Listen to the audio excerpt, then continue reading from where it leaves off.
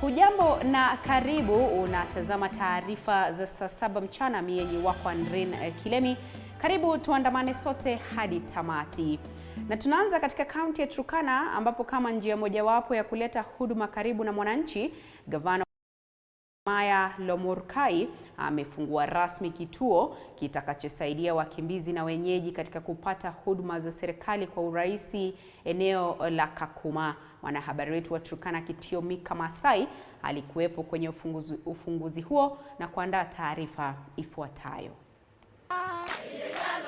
Kwa muda mrefu sasa wenyeji wa Turkana Magharibi na wakimbizi kutoka Kakuma wamekuwa wakikosa kupata huduma za serikali, huku wakisafiri zaidi ya kilomita 200 kupata huduma hiyo katika mji wa Lodwar. Leo subira yao ya matumaini imewabishia hodi, gavana Lomurkai akifungua rasmi kituo hiki kitakachowasaidia kupata huduma za serikali kwa haraka. The new center will make it faster, easier and cheaper to access government services, which will include registering businesses, applying for permits and requesting small businesses loans through the Beshara Women and Youth Fund. Additionally, the center will provide business development services among others. Aidha, balozi wa Uholanzi humu nchini Martin Bruel amewataka wenyeji pamoja na wakimbizi kutumia kituo hiki kupata huduma mwafaka na hata kujisajili ili kupata huduma mbalimbali. This BSR center is envisioned to unlock a lot of opportunities and entrepreneurial prospects for the host communities and refugees living in Kakuma and the entire Turkana West sub-county. We are particularly happy that this center will bring various national and county level services closer and under one roof to the community of refugees and the host community. Wakimbizi wamekuwa wakihangaika kupata huduma za afya, huku baadhi yao wakihangaika na kusafiri hadi jijini Nairobi kutafuta huduma. Lakini sasa wadhamini wameapa kushirikiana na serikali ili kuboresha huduma katika sekta mbalimbali kwenye kaunti ya Turkana. The European Union stands ready to continue working with all involved stakeholders to make this reality come true. And let us continue to work together to build a brighter future for everyone in our community. Gavana Lomurkai aidha ameataka mashirika mbalimbali kusaidia akina mama na vijana, vile kuinua kilimo cha unyunyisiaji maji mashamba katika kaunti ya Turkana. We need to support the programs of the youth and women. We need to support our mamas to do a bit of agriculture to produce food. We need to invest in water programs, not water to support just households, but water for irrigation, water for food production.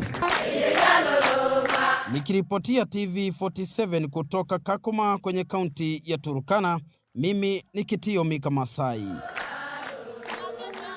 Na kasisi Ezekiel Odero yuko mbele ya mahakama ya Shanzu Mombasa kusikiliza maamuzi ya koti kuhusu tuhuma anazohusishwa nazo na zinazofanyiwa uchunguzi. Kasisi huyo amekuwa katika rumande kwa siku 7 sasa tangu kukamatwa kwake. Tufululize moja kwa moja hadi kwenye mahakama ya Shanzu Mombasa, tusikilize ni yapi yanajiri.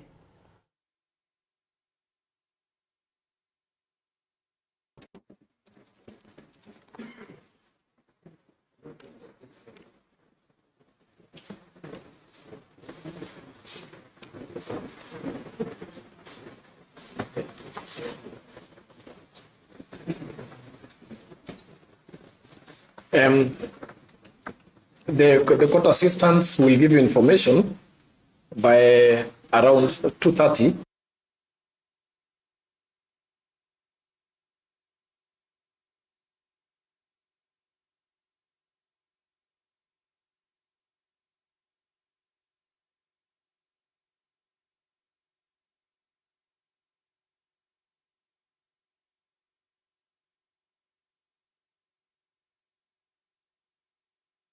Mtazamaji, taarifa hiyo tutakuwa tunakuletea baada ya muda usio kwa mrefu. Picha hizo kidogo zimeganda hewani, lakini usitie shaka taarifa hiyo utakuwa unaipokea kuhusiana na kasisi Ezekiel Odero ambaye yuko mbele ya mahakama ya Shanzu Mombasa, ambapo kesi inayosikizwa pale inahusiana na tuhuma anazohusishwa nazo na zinazofanyiwa uchunguzi. Lakini tukiachana na hayo, mtazamaji, tuelekee katika kaunti ya Bungoma, ambapo watoto katika kaunti hiyo kutoka shule za upili na msingi wameandaa bunge la watoto katika shule ya Saverian Brothers eneo bunge la Kandui kujadili maswala ambayo huwakumba wanapokuwa na baadaye kuwasilisha ripoti hiyo kwa serikali ya kaunti na ya kitaifa. Viongozi hao umetaja kuwa watoto hukumbwa na masaibu si haba ambayo hugandamiza haki yao. Warsha hiyo ya siku 3 inapania kukuza vipaji vya watoto hasa wa chekechea katika kaunti ya Bungoma. Asilimia 53 ya jumla ya idadi ya watoto ni watoto, wengi wao wakitajwa kuwa waathiriwa wa dhulma za kijinsia na ukeketaji. Mambo kama ukeketaji, kuna issues kama dhuluma kwa jinsia, kuna issues kama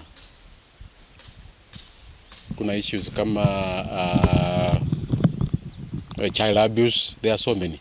So tunajadili hapa mambo mengi na tunatarajia kwamba baada ya hiyo mambo kujadiliwa, watoto watakuja na ile tunaita memorandum, na hiyo memorandum watakabidhi national government na county government. Mambo ya teenage pregnancy, tunaona Bungoma tumekuwa juu. Sasa tuko na mambo ya GBV iko kila mahali, na wakisema kitu yote, dhuluma yoyote, kama sasa tunapakana na Uganda, tuko na mambo ya watoto wenye wanauzwa ama wenye hawaendi shule, wenye wako mambo ya child labor, mambo ya forced labor, na hii mambo ya trafficking in person.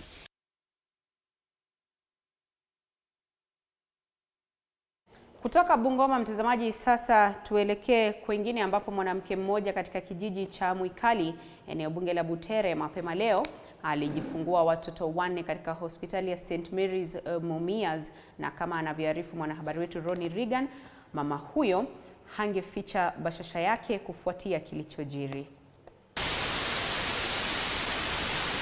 Mildred Orange mwenye umri wa miaka 30 aliwakaribisha wanawe 4. Nimekuja hapa jana usiku kwa hali ya kujifungua. Kwanza daktari walinipima, wakaona watoto hawajalala vizuri kwa tumbo, wakaniambia nipitie operation. Kwa mujibu wa Mildred, alishangazwa kujifungua watoto 4 kwani picha za kwanza zilizopigwa wakati wa ujauzito wake ziliashiria kuwa alikuwa amewabeba watoto 3. Nilikuwa naenda clinic, nikaenda nikafanya ultrasound Butere District Hospital, na ultrasound ikatoa niko na watoto 3. So hiyo watoto 4 sikuwa najua. Vilevile anasema kuwa katika familia yake hapajawahi tokea hata mtu mmoja aliyewahi kupata mtoto zaidi ya mmoja. Katika familia yetu hakuna twins ama watoto 4 hawako. Juu kwetu mimi ndio first born, halafu wengine wanafuata huko nyuma, watoto 7. Hata hivyo, mara nyingi baraka za aina hii huja na changamoto zake. Mildred na mmewe hufanya kazi za mapato ya chini na wanakumbana na changamoto za kuyakimu mahitaji muhimu ya watoto wao wachanga. Nikulimia tu watu barua kama ni upande wangu na napata cha siku. Kama ni mzee pia ni hivyo, ama kama amepata pikipiki ya mkondo anapeleka. Mildred anaomba wahisani na viongozi kumsaidia katika malezi ya wanao wachanga, akidai kwamba kamwe hatoweza pekee. Hao watoto venye wako hivi ni wengi. Juu kando na hawa, mimi nilipata bwanangu na watoto 3. Mimi nikamzalia mtoto mmoja, mwingine nilikuwa nimezaa kwetu, kwa hivyo hakukwao. So in total tuko na watoto 8. Na kama serikali haitanisaidia, akinitashinda. Nipende tu nisaidie, kama kuna mwisali anisaidie. Daktari mkuu katika hospitali ya St Mary's Mumias Aimabolini Yubahwe alithibitisha kuwa Mildred na wanao wanaendelea vyema na bado wako chini ya uangalizi wa madaktari. Sasa watoto walizaliwa wakiwa na hali ya afya nzuri, walikuwa na kilo ambayo range katika kilo 1.5 na kuendelea hadi kilo 1 na gharama 900. Ronnie Reagan, TV 47. Kwingineko, serikali ya kaunti ya Kiambu imetenga shilingi bilioni 1 za ujenzi wa hospitali ili kuboresha shughuli za huduma za afya ambazo zimekuwa zikikabiliwa na changamoto mbalimbali ikiwemo ukosefu wa dawa na miundo msingi, hali ambayo imeibua maswali mengi kwa umma.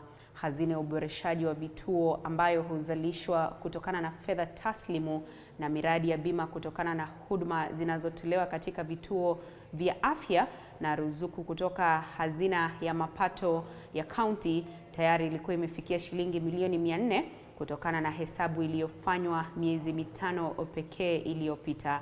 Gavana wa Kiambu Kimani Wamatangi alisema uboreshaji huo utakuwa tayari kufikia mwezi wa Disemba.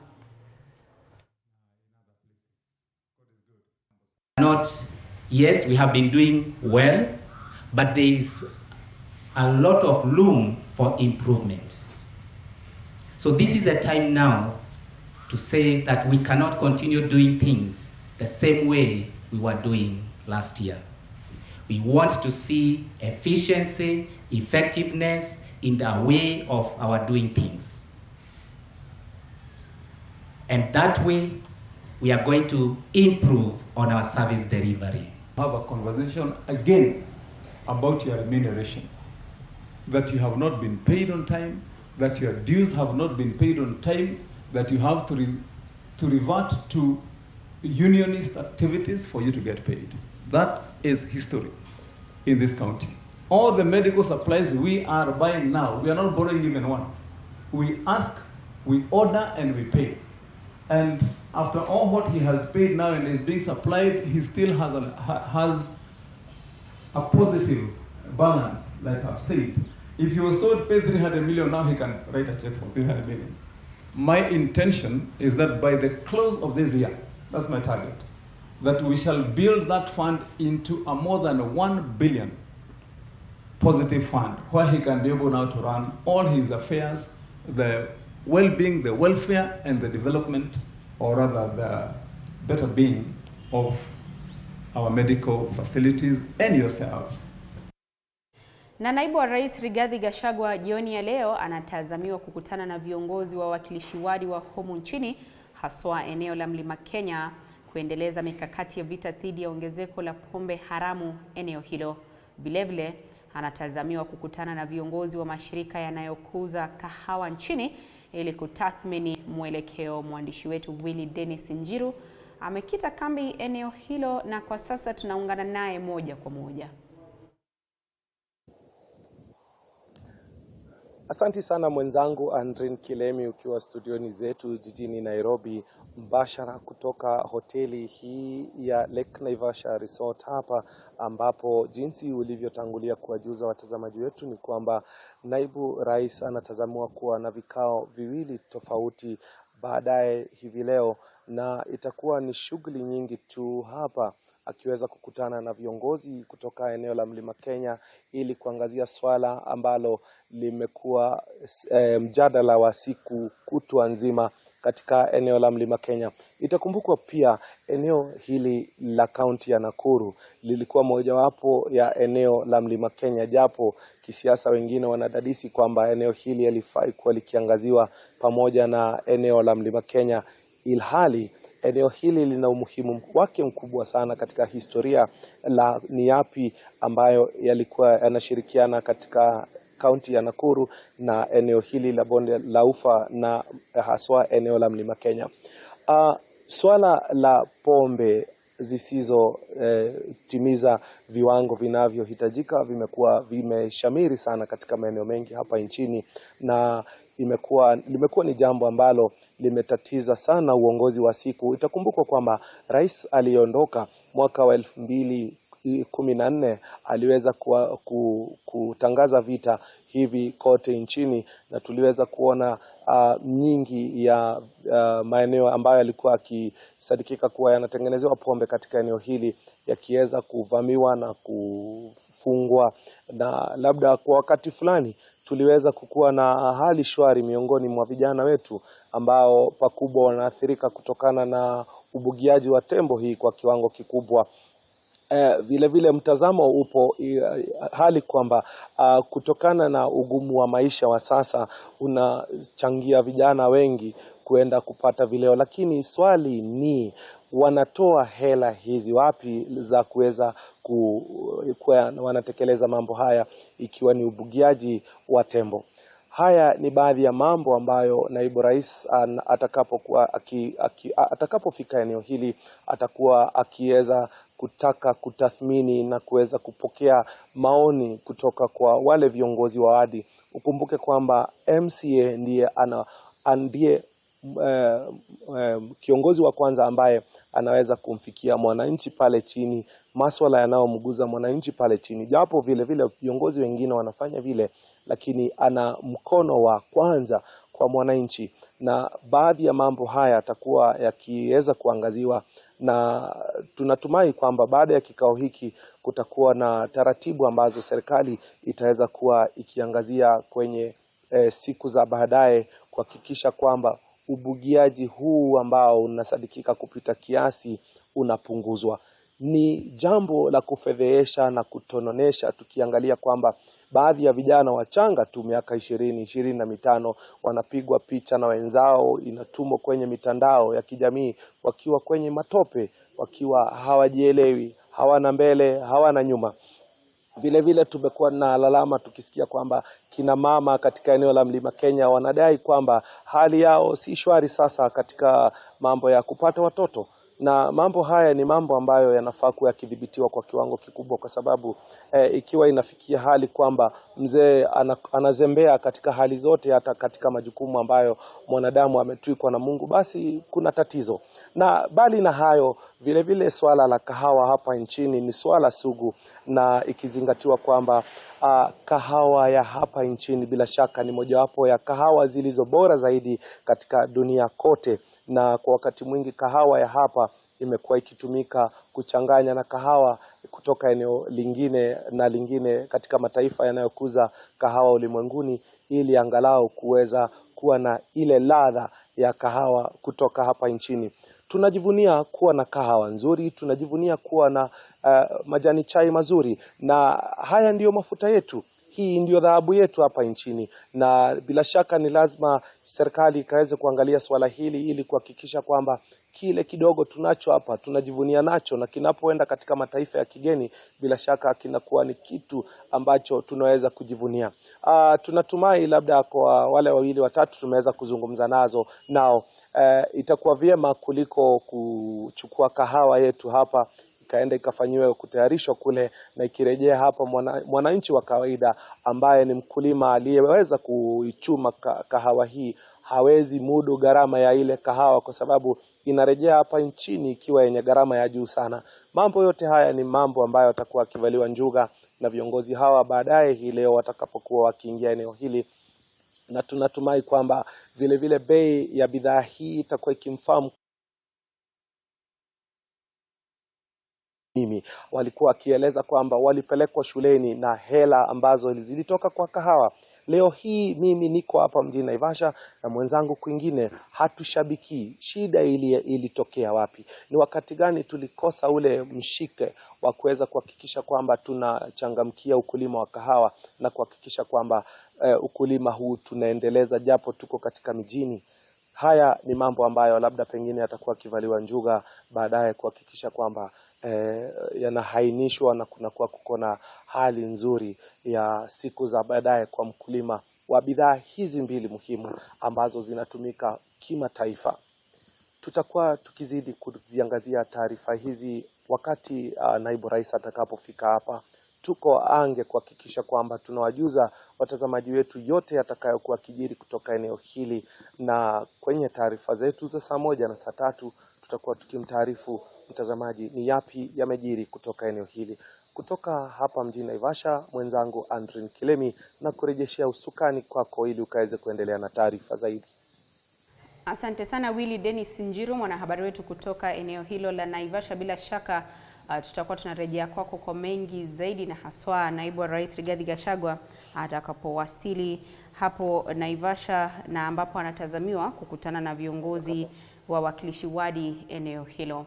Lakini katika taarifa nyingine ni kwamba washikadau wa sekta ya elimu wamezindua ripoti kuhusiana na utafiti walioufanya kwa wanafunzi wa mtaala wa CBC kuhusiana na iwapo watoto wa JSS wana stadi za maisha, maadili na ujuzi wa utendakazi katika masomo yao katika uga wa Gusii, kaunti ya Kisii.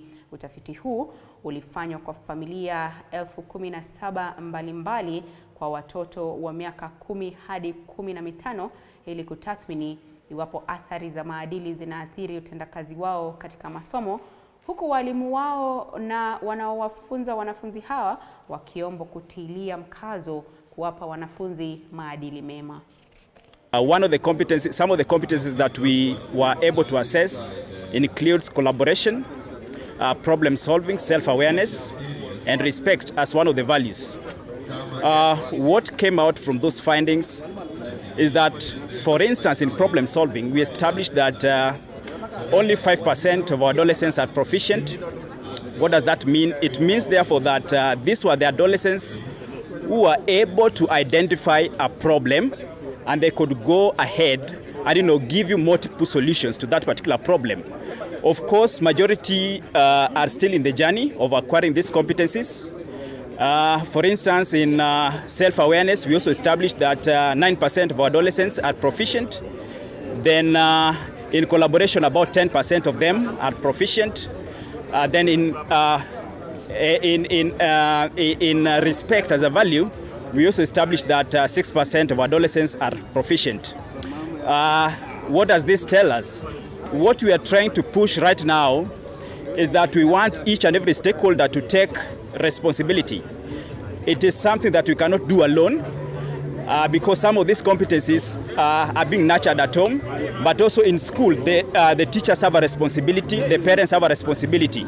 How then can we strengthen the linkages between maybe home and school? How can we strengthen the linkages between the teachers and the parents so that we can work together to ensure that our children are equipped with these competencies?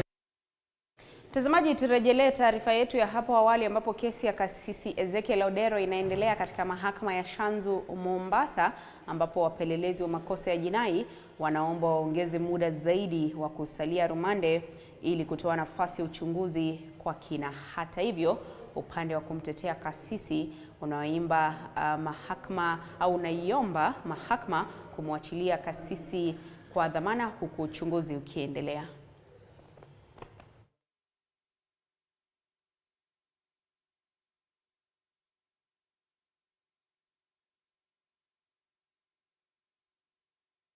Tuko nje ya mahakama ya Shanzu ambapo tumetoka muda mfupi kutoka ndani ya mahakama ambayo ni koti namba 1, na kile ambacho tumeweza kushuhudia huko nitakuwa nawaeleza watazamaji wetu baada ya muda mfupi. Lakini siko hapa nje peke yangu, kama unavyoona katika runinga yako ama katika kiwambo cha runinga yako, ni kwamba kuna wafuasi wa kanisa la Ezekiel ambao wameweza kukita kambi hapa nje na vile vile kuweza kuimba na kuomba wakimtaka kasisi wao kuachiliwa, wakisema kwamba hana makosa yoyote. Kimekuwa ni kipindi cha masaa mawili hivi ambapo tumekuwa pale ndani na tumeweza kuongozwa na jaji ama hakimu mkuu wa mahakama hii ya Shanzu ambaye anafahamika kama Joe Omido, na vile vile waendesha mashtaka kutoka upande wa wale ambao ni wachunguzi wa makosa ya jinai, na vile vile wale ambao ni watetezi wa kasisi huyu Ezekiel Odero wakiongozwa na Danstan Omari kunradhi, wakiongozwa na Cliff Ombeta, wakiongozwa na yule ambaye anafahamika kama Jared Magolo, na wakaweza tu kuzungumzia na kuweza kutoa tetesi zao tofauti. Na nitaanza na upande wa wale ambao wamekuwa wakiendesha mashtaka ambao wanasema kwamba wanataka wapewe muda zaidi ili kuweza kuendesha uchunguzi wao, na huo muda wanasema kwamba aendelee kusalia rumande kwa siku 30 zaidi. Kwa kile ambacho wameweza kutaja, wamepea tena sababu tatu. Ya kwanza wakasema kwamba iwapo atawaachiliwa atakuwa na ushawishi mkubwa kwa baadhi ya wale ambao bado hawajaweza kutoa ama wale tunawaita witnesses. Cha pili ambacho wameweza kuzungumzia ni kwamba hili ni swala ambayo inahusisha maslahi ya umma na anasalia ama anapaswa kusalia ndani.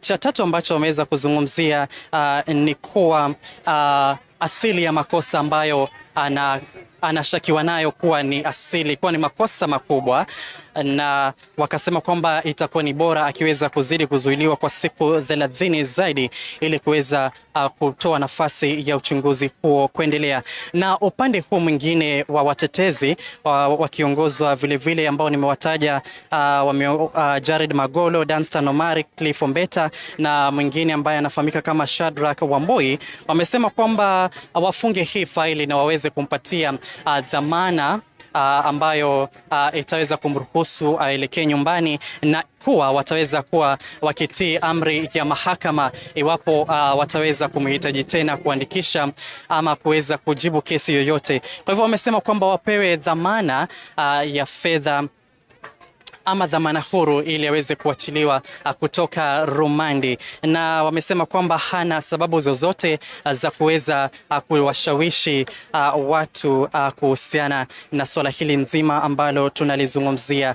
Na kwa sasa wamesema kwamba hafai kufunguliwa mashtaka na kuwa wanamnyima uhuru wake wa kikatiba ama ile ambayo tunaita right to liberty. Kwa hivyo ni hayo tu kwa sasa, Andrina Kilemi. Mimi nitazidi kuchipua zaidi yale ambayo yatazidi kutokea, kwa sababu jaji ametupatia muda wa kama saa moja hivi, na amesema kwamba turejea katika mahakama, ndani ya mahakama ifikapo saa 8:30 ili aweze kutoa uamuzi wake. Kwa hivyo kutoka upande huu ni hayo tu kwa sasa, na tutazidi kukita kambi hapa japo na mvua mdogo ambao unazidi kunyesha. Wamesema kwamba watazidi kukesha hapa, wengine wamejitayarisha na miamvuli hapa, na wamesema kwamba watatoka hapa wakijua ni kipi ambacho kasisi wao ataweza kuambiwa. Kwa hivyo kutoka upande huu sina la ziada, naregesha huu sukani kwako Andrina Kilemi. Jina langu ni Paul Munio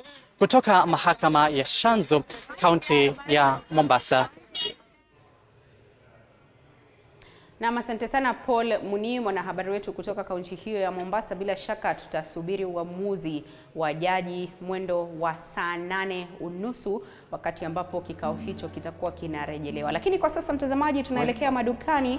Salia papo hapo, tukirejea tunarejea na taarifa zaidi. I hope so.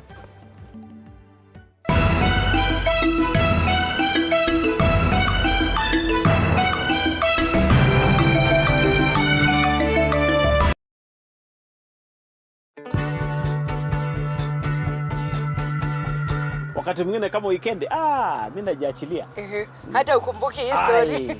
Nikifika watu wangu wakinipokea na kupokeleka. Umeset the mood. Nimeset the mood. Naweza kupokeleka. Nikitumai kwamba mzima popote pale ulipo, nikikukaribisha katika kipindi Mfahamu Kiongozi. Jina langu Elizabeth Mutuku. Katika kipindi Mfahamu Kiongozi tunakupa nafasi kutangamana nao kila siku ya Alhamisi kuanzia saa 1:30 kuendelea siku nyingine. Tutapatana papa hapa umjue kiongozi mwingine. Jiunge nasi toka hapa hadi ufuoni mwa bahari.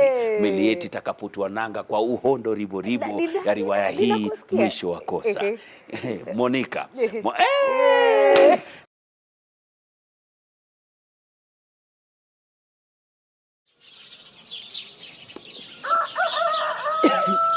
It's early morning in Maralal.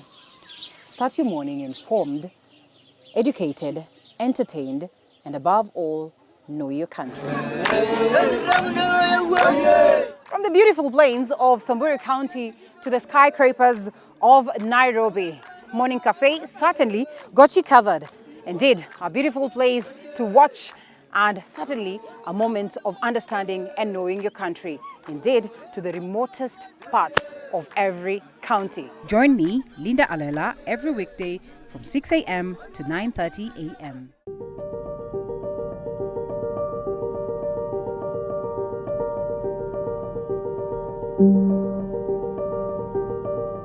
The diversity of Kenya's wildlife has garnered international fame. This is pellets that we give to the tourists, the giraffes. We ration because we don't want the giraffes to eat too much of this. We want them to have more of the natural browse. We may not always get the opportunity to go out to see the wildlife, but you'll never miss the opportunity to see it from the comfort of your couch.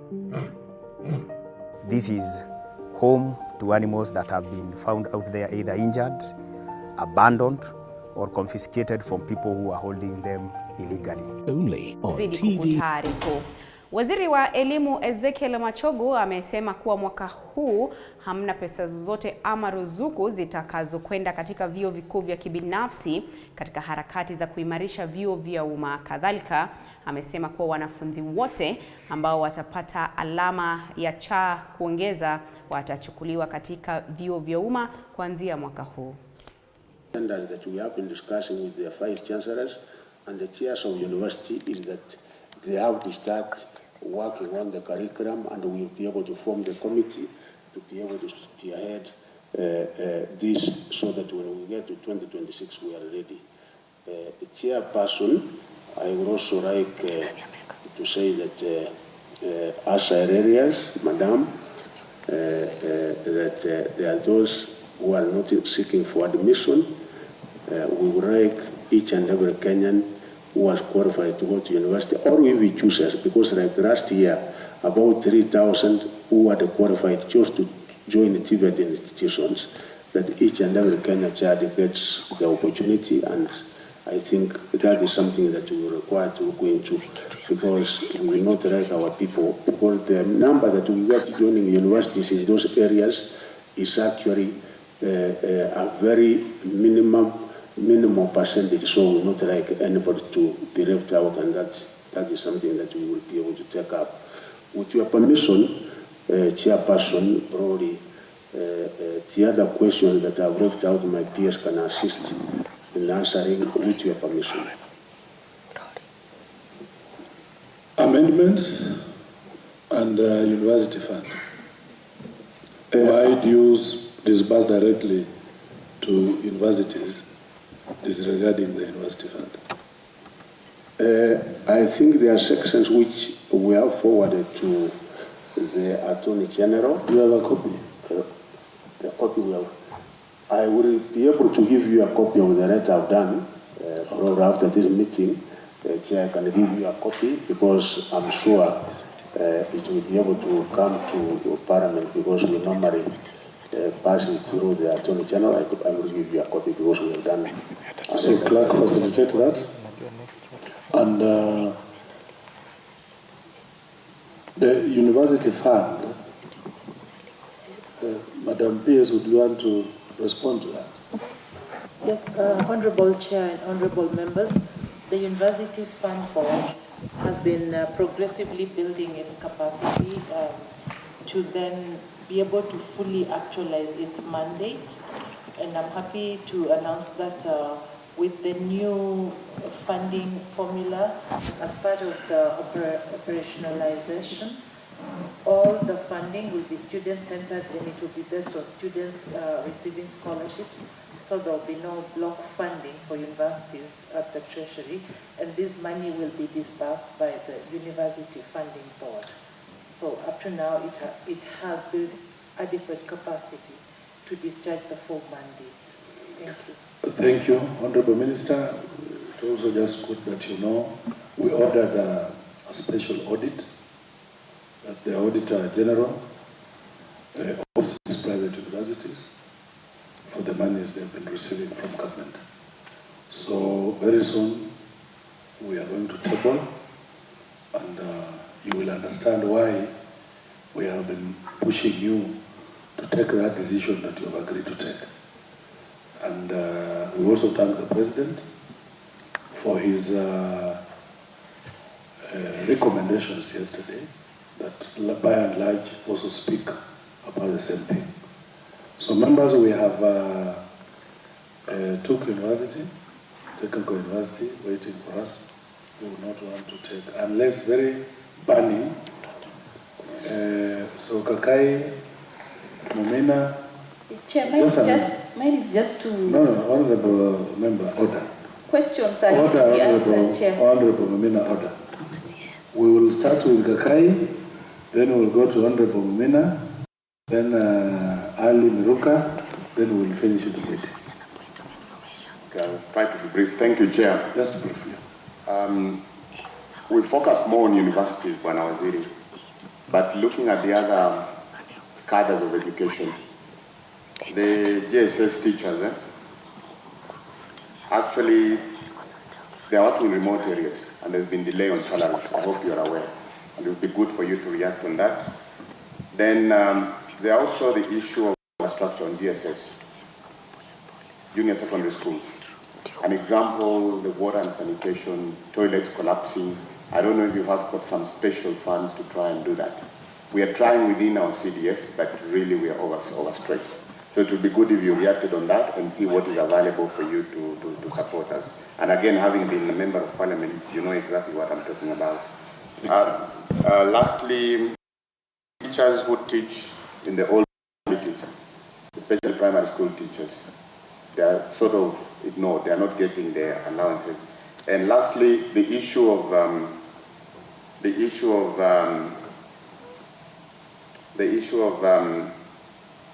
exams cheating. We understand big schools are even getting advanced papers in terms of revisions and stuff. I don't know when you're going to address this, when you're cracking the whip with the neck. I mean, those are really critical issues that you really need to look at. Thank you. Honorable CS, just note the questions.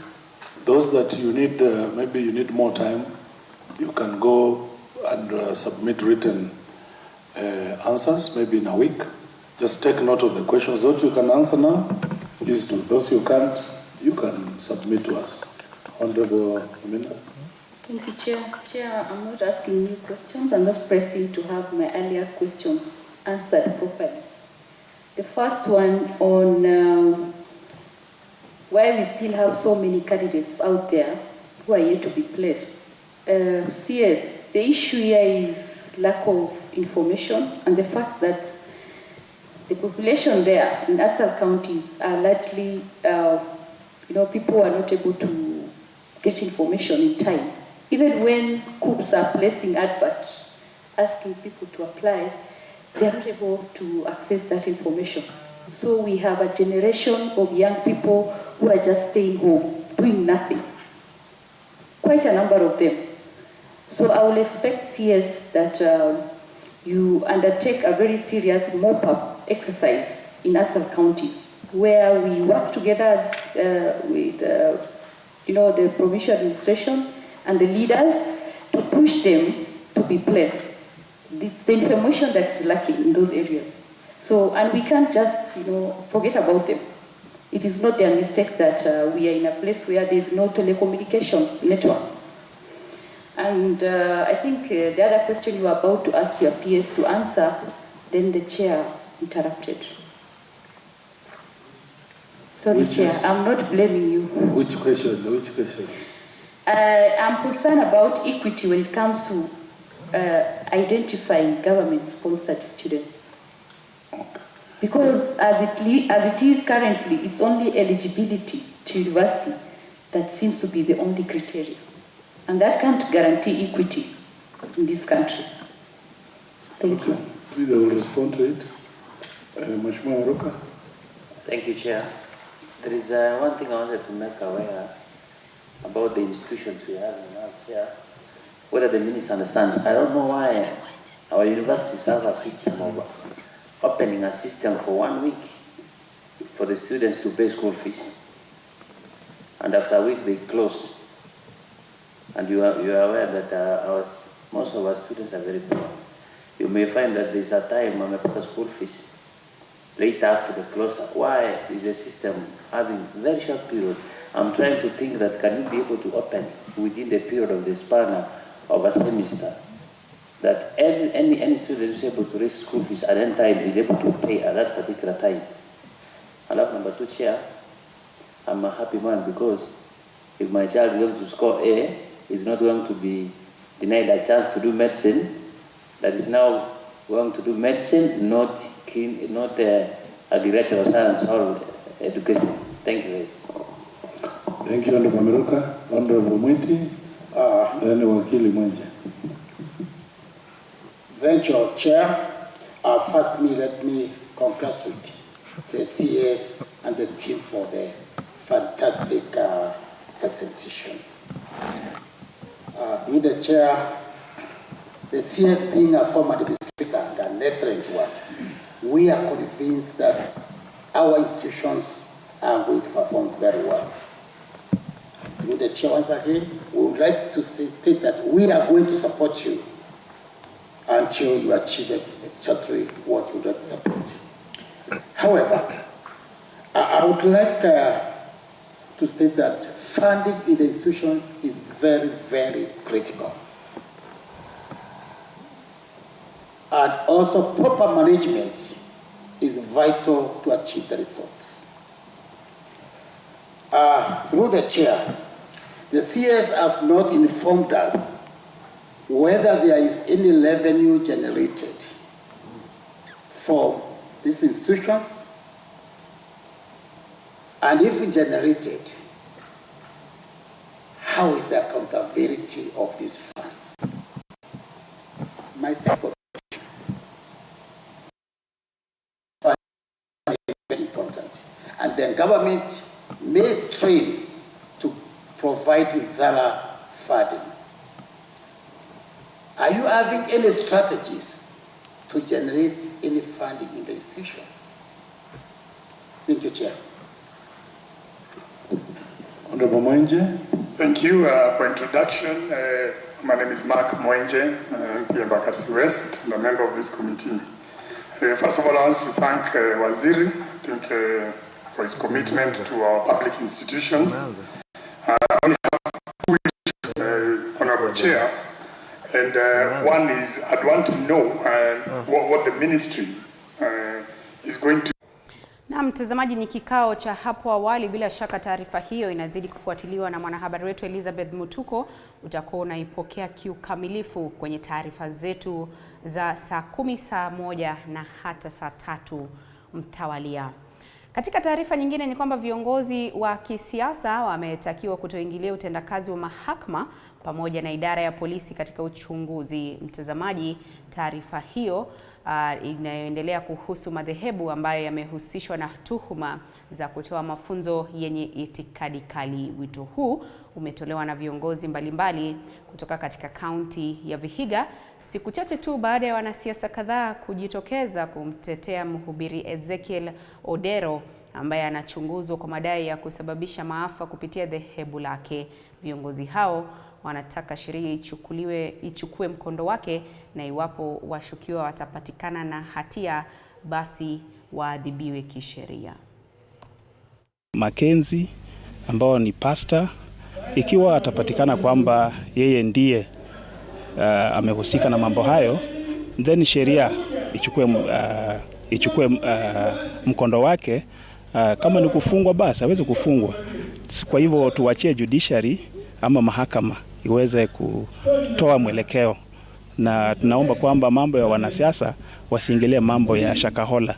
Tuachie serikali, tuachie judiciary iweze kufanya kazi yake. Judiciary iko independent. Kwa hivyo wewe kama kiongozi ukitaka kuingilia kwa kazi ya koti na koti haingilii kazi yako, waache koti ifanye kazi yao. Mambo ya Shakahola, kuna DCI, kitengo cha DCI ambacho kinachunguza, kuna koti ambayo inashtaki hawa watu, na imeonekana wazi ya kwamba makaburi mengi yamepatikana kule Shakahola. Kwa hivyo wapatie mahakama nafasi. Hao viongozi wanaangalia hayo maneno, watatueleza vizuri personal interest yao ni nini kwa mambo ya Shakahola. Hiyo ni kitu ambayo imeonekana waziwazi. Tupatie mahakama muda, itahukumu wale ambao wameshtakiwa, na mahakama inaweza kutoa ukweli. Kwa hivyo mahakama iache ifanye kazi yao. Hali ya uchumi imekuwa ngumu, na ukiangalia sana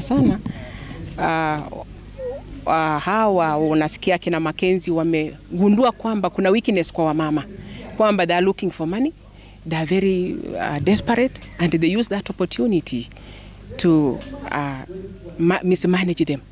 So to me, I feel the government should have a way of empowering our youth, our mamas, so that they should not fall into such circumstances. Na waziri wa barabara Kipchumba Murkomen ametakiwa kuangazia kwa kina utekelezaji wa sheria za barabarani ili kuzuia ajali za mara kwa mara ambazo zimekatiza maisha ya Wakenya wengi. Wito huu ulisheheni katika ibada ya wafu ya wanafunzi 6 kutoka shule ya wasichana ya Mbihi katika kaunti ya Vihiga walioangamia tarehe 18 mwezi Aprili katika ajali ya barabarani eneo la Naivasha, kaunti ya Nakuru. Viongozi waliohudhuria ibada hiyo akiwemo gavana wa kaunti ya Vihiga Daktari Wilbur Otichilo wanamtaka waziri Murkomen kuchukua hatua za haraka kukabili jinamizi la ajali kote nchini. Sheria iko, Traffic Act iko, NTSA Act iko. Just implement that law, those 2 laws. Na tutakuwa na safety kwa barabara yetu. Polisi wetu wako barabarani, wanaona magari kienda mbio, magari kioverlap, lakini hawafanyi lolote. Ili ni kuzungumza na wale, na yale wanazungumza mnajua, na wanaendelea. That's what I'm calling impunity. And therefore, the cabinet secretary in charge of transport, hii maneno kusema ati amefunga magari ya shule kuanza sijui masaa ngapi kufika sijui saa, that is not going to happen. This accident didn't happen at night. It happened around, I don't know, 11, 12 there. So it was not at night. So it's not a question of the time of the day. It's the question of enforcement. It's a question of enforcement. So if he's not going to enforce the laws that are there, then he has no business saying he's oversighting over transport. Nataka ushike kwa kiatu, ukanyange ile kiatu ilikuwa ya michuki. Magari ziwekwe all safety belts. Magari ziwekwe speed governors. Muweke katika barabara zote CCTV cameras. Na familia moja kutoka eneo bunge la Matayos, kaunti ya Busia imepata afueni ya kuzika mabaki ya mama yao baada ya mahakama ya Busia kutupilia mbali kesi iliyowasilishwa mahakamani na baba yao kupinga kuzikwa kwa mkewe katika boma lake la ukoo. Ni kesi ambayo ilifikishwa mahakamani Busia na mzee Alois Wafula baada ya kuwakataza watoto wake kumzika mama yao katika boma lake la ukoo kwa kisingizio kuwa hawakuwa wakiishi pamoja wakati wa kifo cha bibi yake, kinyume na matakwa ya watoto wake. I find that this case lacks merit, and the same is hereby dismissed because the remains of the deceased scholastic Kaka shall be interred on the land parcel Ohio, Ugengi, 16, 478, Busia Police Station is hereby directed and ordered to provide security during the trial. Mimi kama kijana wa Scholastica Magero niko na hakika justice has been served. Na sisi kama jamii ya Babuguri tumeshukuru sana koti ya Busia, na mimi kama Mguri mwenyewe utamaduni wetu ufuatiliwe. Hakika leo ninashukuru Mungu sana kwa sababu hii koti ya Busia imefanya uamuzi mzuri. Nimeshtuka, hii ni kesi ya 3 nikisimamia mambo ya kusika katika familia yake. Kesi ya kwanza mjukuu, kesi ya pili mtoto wake msichana, kesi ya 3 sasa ni mke wake. Ni mtu anasumbua familia, ni mtu hafati katiba ya mila ya Mwafrika. Anapokurudia siku nyingine makosa kama haya, tutachukua sheria ya serikali na familia yake kumchukulia hatua. Kesho tunasafiri mpaka Sega pamoja kama familia, tunatoa mwili, mila yetu mpaka mwili